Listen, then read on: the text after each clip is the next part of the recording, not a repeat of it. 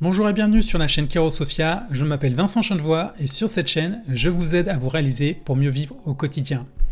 Et aujourd'hui, nous allons parler d'un sujet qui fait des ravages dans le monde du travail, puisque l'OMS estime qu'un adulte sur 4 en sera victime au cours de sa vie professionnelle. Vous l'aurez deviné, je parle du burn-out. Alors, regardez attentivement cette vidéo, car malheureusement, il est probable que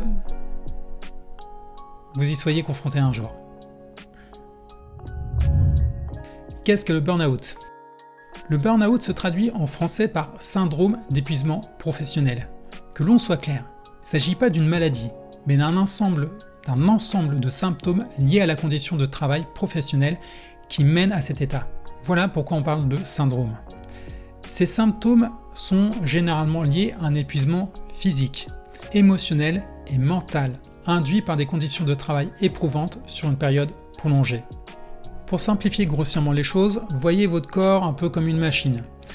Si vous utilisez une machine normalement, c'est-à-dire entre 20 et 80% de ses capacités, la plupart du temps, tout va bien. Parfois d'ailleurs vous pouvez pousser la machine à 100%, mais cela doit rester court et occasionnel. Maintenant, si la machine, elle tourne tout le temps à plein régime, là elle n'est pas dans ses conditions idéales de fonctionnement. Sa durée de vie sera courte et elle tombera sans doute en panne rapidement. Et cette panne, elle peut mettre des mois à être réparée. Et si la machine elle continue de fonctionner malgré la casse, eh bien ça peut entraîner une défaillance critique et la machine elle cessera de fonctionner pour de bon. Bon, on va arrêter là pour cette métaphore, je pense que vous avez compris l'idée. Le burn-out, il résulte d'un surmenage au travail qui amène progressivement à une situation de saturation où le corps il vous dit stop sur le plan physique et surtout sur le plan émotionnel. Malheureusement, si on continue de forcer alors qu'il y a burn-out, les conséquences elles peuvent être dramatiques et mener à la dépression et voire au suicide. Et c'est déjà arrivé dans plusieurs grandes boîtes américaines, mais aussi en France. Notamment chez des boîtes comme Renault, France Télécom ou encore La Poste, pour ne citer que ces entreprises. Vous voyez donc que le burn-out, c'est pas quelque chose à prendre à la légère, mais ce n'est pas non plus quelque chose qui arrive sans raison. Alors, voyons donc ce qui peut justement mener une personne vers le burn-out. Quelles sont les causes du burn-out ? Il est assez logique de penser que le burn-out a toujours existé. Si notre société elle évolue rapidement, l'évolution biologique, elle est plus lente. Il n'y a donc pas de raison de penser qu'un homme, il y a 100 ans ou même 1000 ans, ne pouvait pas être en burn-out.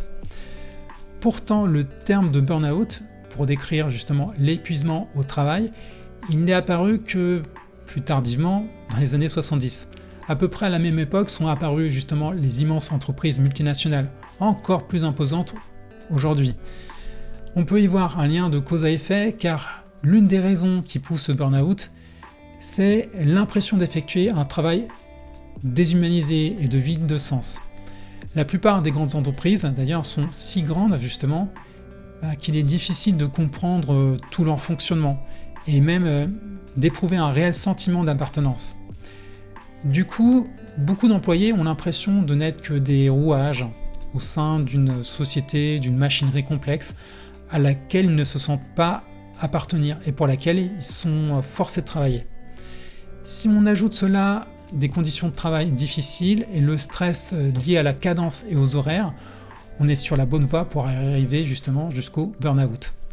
Parmi les causes, il y a donc ce sentiment de ne pas trouver de sens à son travail, mais il y a bien d'autres choses qui peuvent mener à l'épuisement au travail. Et d'ailleurs, vous le savez, nous vivons dans une société où tout doit aller plus vite. Que l'on soit pour ou contre, on ne peut pas nier que le fait que la mondialisation a fortement accru la compétitivité entre les entreprises. Le rythme de production a donc été accéléré par la même occasion. Cette charge de travail importante, certains la tolèrent mieux que d'autres, et malheureusement, elle mène souvent les employés jusqu'au burn-out. À tout cela, on peut encore ajouter les tensions entre les collègues ou la mauvaise répartition des charges de travail au sein d'une même équipe. Souvent, quelques membres, voire un seul d'entre eux, se retrouvent à faire presque tout le travail. Ajoutons encore le manque d'objectifs précis et atteignables, ou des impératifs temporels trop courts.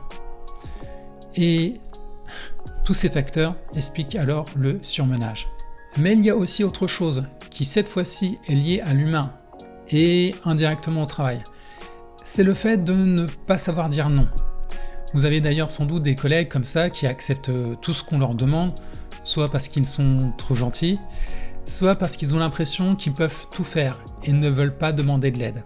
Certaines personnes arrivent à gérer toute cette pression, mais bien souvent, elles craquent et tombent en burn-out. Je pourrais encore vous lister d'autres causes, bien sûr, comme un bouleversement dans sa vie personnelle, une trop grande autonomie entraînant de trop grandes responsabilités, ou encore bien sûr l'insécurité face à l'emploi. Je pense que vous avez compris l'idée.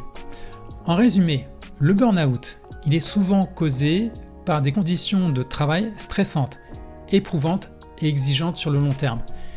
Et vous le savez, les conditions peuvent se dégrader, comme on a pu le voir notamment sous la succession de plusieurs gouvernements néo-capitalistes, dans le milieu des forces de l'ordre, dans l'enseignement, le milieu hospitalier, et j'en passe.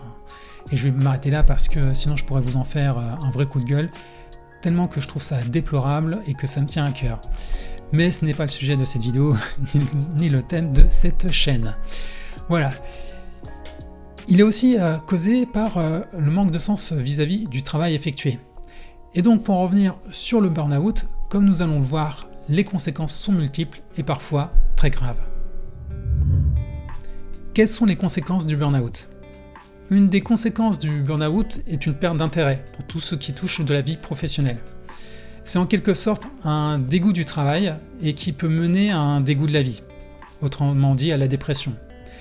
Mais l'épuisement au travail peut aussi se manifester sous différentes formes, et notamment des symptômes physiques. Évidemment, si vous faites un métier manuel, avoir des douleurs, ça paraît un peu normal, entre guillemets. Mais si vous faites un travail de bureau, on peut supposer à ce moment-là qu'elles n'ont pas lieu d'être. Et il faut savoir que la position assise prolongée, couplée au stress, ça entraîne une mauvaise posture, qui cause alors des douleurs dans le dos, la nuque et les épaules principalement. Indirectement, le stress lié au surmenage, il engendre énormément de problèmes physiques, comme justement une mauvaise respiration et donc une mauvaise oxygénation des organes, mais aussi des problèmes d'hypertension. L'anxiété lui induit aussi des problèmes de digestion et des maux de ventre, ou des troubles du sommeil et des maux de tête. Voilà, tout ça, ça affecte l'humeur, vous vous en doutez. Et les personnes en passe de faire un burn-out sont souvent justement de mauvaise humeur, très irritables, pessimistes et déprimées. On observe chez elles une tendance à l'isolement, une baisse de l'empathie et une augmentation des comportements addictifs. Un changement brutal dans la personnalité d'un de vos collègues qui correspond à ces descriptions est peut-être un signe qu'il est en train de faire un burn-out. Mais il n'y a pas que ça. Les signes avant-coureurs du burn-out sont aussi la difficulté de concentration, les troubles de la mémoire, la fatigue chronique et donc la baisse de productivité. À cette liste de symptômes, on pourrait se dire qu'il est assez simple de voir venir le burn-out et donc de corriger le tir. Mais la réalité est plus complexe que ça. Le burn-out, c'est quelque chose qui s'installe sur le long terme. On ne fait pas un burn-out du jour au lendemain. Une baisse de régime passagère, ça peut arriver. Mais il faut savoir que le burn-out, il peut durer pendant des mois, s'il n'est pas traité à temps. Et c'est donc quelque chose de sérieux, et qui s'aggrave progressivement avec le temps. Ces manifestations, elles sont plus ou moins importantes, mais avec une installation progressive et habituellement insidieuse. De ce fait, les personnes qui vont vers le burn-out ne s'en rendent même pas compte et sont souvent dans le déni. En fait, ce sont souvent des personnes qui ont l'habitude d'en faire beaucoup et de prendre justement les responsabilités sur leurs épaules.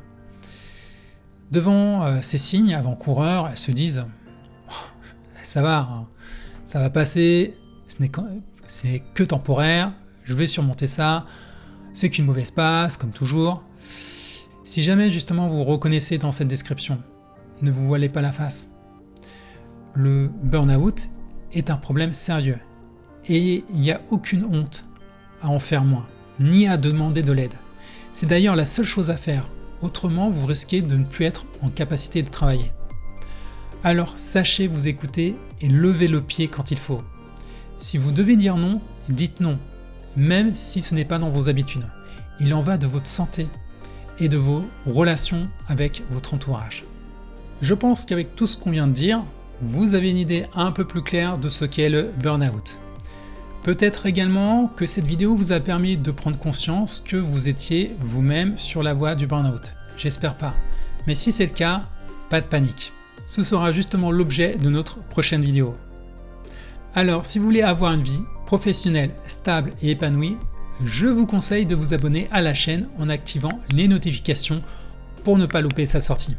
Et vous pouvez également me laisser un like et poser toutes vos questions en commentaire. Je m'y ferai un plaisir d'y répondre. Si je suis pas trop occupé en burn-out. Enfin bon, ça devrait aller. N'oubliez pas que les liens vers mes formations vidéo sont en description. Et voilà que je vous dis à très bientôt pour une prochaine vidéo. Et d'ici là, n'en faites pas trop au boulot. Salut!